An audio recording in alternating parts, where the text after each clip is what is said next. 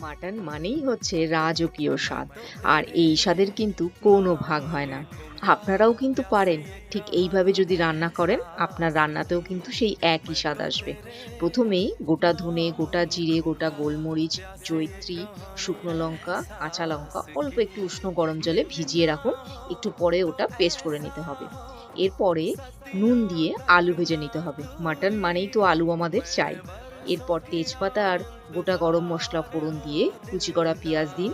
পেঁয়াজ ভাজা হলে একটু নরম হলেই ধুয়ে রাখা মাংস, তাতে সরু করে কেটে রাখা টমেটো, আদা রসুন বাটা, করে রাখা পেস্ট দিয়ে তার মধ্যে হলুদ, কাশ্মীরি লঙ্কার গুঁড়ো, স্বাদ মতো নুন আর চিনি দিয়ে খুব ভালো করে কষুন।